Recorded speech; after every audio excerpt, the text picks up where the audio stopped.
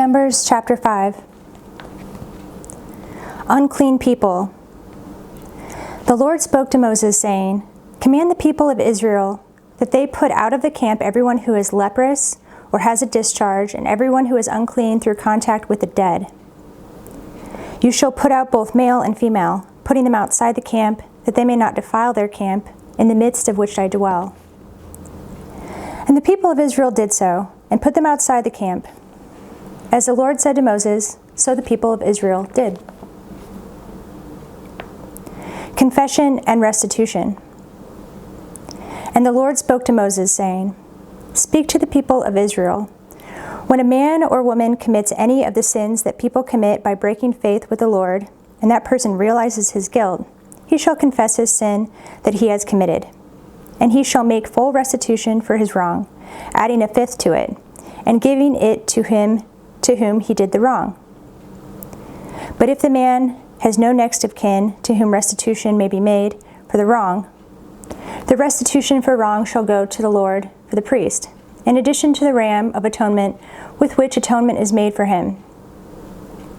And every contribution, all the holy donations of the people of Israel, which they bring to the priest, shall be his. Each one shall keep his holy donations. Whatever anyone gives to the priest shall be his." A test for adultery. And the Lord spoke to Moses, saying, "Speak to the people of Israel. If any man's wife goes astray and breaks faith with him, if a man lies with her sexually, and it is hidden from the eyes of her husband, and she is undetected, though she has defiled herself, and there is no witness against her, since she was not taken in the act, and if the spirit of jealousy comes over him, and he is jealous of his wife who has defiled herself, or if the spirit of jealousy comes over him, and he is jealous of his wife, though she has not defiled herself, then the man shall bring his wife to the priest and bring the offering required of her, 1/10 of an ephah of barley flour. He shall pour no oil on it and put no frankincense on it, for it is a grain offering of jealousy, a grain offering of remembrance, bringing iniquity to remembrance. And the priest shall bring her near and set her before the Lord. And the priest shall take holy water in an earthenware vessel, and take some of the dust that is on the floor of the tabernacle, and put it into the water. And the priest shall set the woman before the Lord, and unbind the hair of the woman's head, and place in her hands the grain offering of remembrance, which is the grain offering of jealousy. And in his hand the priest shall have the water of bitterness that brings the curse. Then the priest shall make her take an oath, saying, "If no man has lain with you, and if you have not turned aside to uncleanness while you were under your husband's authority, be free from this water of bitterness that brings the curse. But if you have gone astray, though you are under your husband's authority, and if you have defiled yourself, and some man other than your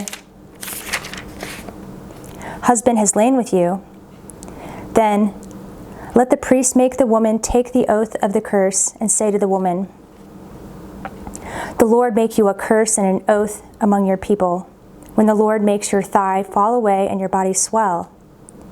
May this water that brings the curse pass into your bowels and make your womb swell and your thigh fall away.' And the woman shall say, 'Amen, Amen.' Then the priest shall write these curses in a book and wash them off into the water of bitterness. And he shall make the woman drink the water of bitterness that brings the curse. And the water that brings the curse shall enter into her and cause bitter pain. And the priest shall take the grain offering of jealousy out of the woman's hand, and shall wave the grain offering before the Lord, and bring it to the altar. And the priest shall take a handful of the grain offering as its memorial portion, and burn it on the altar.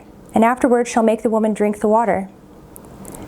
And when he has made her drink the water, then, if she has defiled herself and has broken faith with her husband, the water that brings the curse shall enter into her and cause bitter pain, and her womb shall swell, and her thigh shall fall away, and the woman shall become a curse among her people.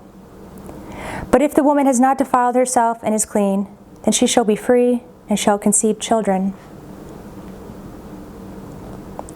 This is the law in cases of jealousy, when a wife, though under her husband's authority, goes astray and defiles herself, Or when the spirit of jealousy comes over a man and he is jealous of his wife, then he shall set the woman before the Lord, and the priest shall carry out for her all this law. The man shall be free from iniquity, but the woman shall bear her iniquity. Chapter 6. The Nazirite Vow. And the Lord spoke to Moses, saying, Speak to the people of Israel, and say to them, When either a man or a woman makes a special vow, a vow of a Nazirite, to separate himself to the Lord, he shall separate himself from wine and strong drink.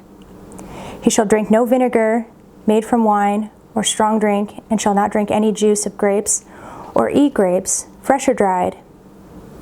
All the days of his separation he shall eat nothing that is produced by the grapevine, not even the seeds or the skins. All the days of his vow of separation no razor shall touch his head, until the time is completed for which he separates himself to the Lord. He shall be holy.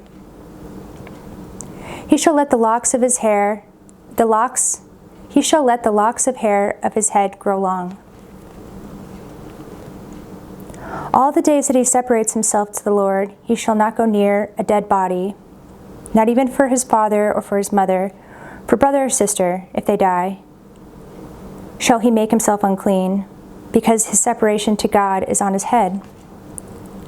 All the days of his separation he is holy to the Lord.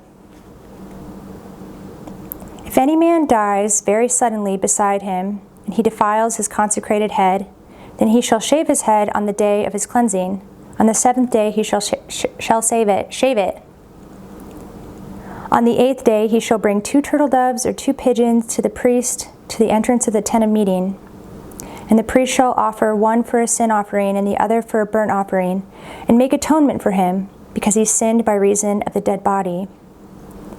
And he shall consecrate his head that same day, and separate himself to the Lord for the days of his separation, and bring a male lamb a year old for a guilt offering. But the previous period shall be void, because his separation was defiled. And this is the law for the Nazirite, when the time of his separation has been completed. He shall be brought to the entrance of the tent of meeting, and he shall bring his gift to the Lord, 1 male lamb a year old without blemish for a burnt offering, and 1 ewe lamb a year old without blemish as a sin offering, and 1 ram without blemish as a peace offering, and a basket of unleavened bread, loaves of fine flour mixed with oil, and unleavened wafers smeared with oil, and their grain offering and their drink offerings. And the priest shall bring them before the Lord, and offer his sin offering and his burnt offering. And he shall offer the ram as a sacrifice of peace offering to the Lord, with the basket of unleavened bread. The priest shall offer also its grain offering and its drink offering. And the Nazirite shall shave his consecrated head at the entrance of the tent of meeting, and shall take the hair from his consecrated head, and put it on the fire that is under the sacrifice of the peace offering. And the priest shall take the shoulder of the ram when it is boiled, and 1 unleavened loaf out of the basket, and 1 unleavened wafer, and shall put them on the hands of the Nazirite, after he has shaved the hair of his consecration. And the priest shall wave them for a wave offering before the Lord. They are a holy portion for the priest, together with the breast that is waved and the thigh that is contributed. And after that the Nazirite may drink wine. This is the law of the Nazirite. But if he vows an offering to the Lord above his Nazirite vow, as he can afford, in exact entrance with the vow that he takes, then he shall do in addition to the law of the Nazirite. Aaron's blessing. The Lord spoke to Moses, saying, Speak to Aaron and his sons, saying, Thus you shall bless the people of Israel. You shall say to them, The Lord blesses you and keep you. The Lord make his face to shine upon you and be gracious to you. The Lord lift up his countenance upon you and give you peace. So shall they put my name upon the people of Israel, and I will bless them.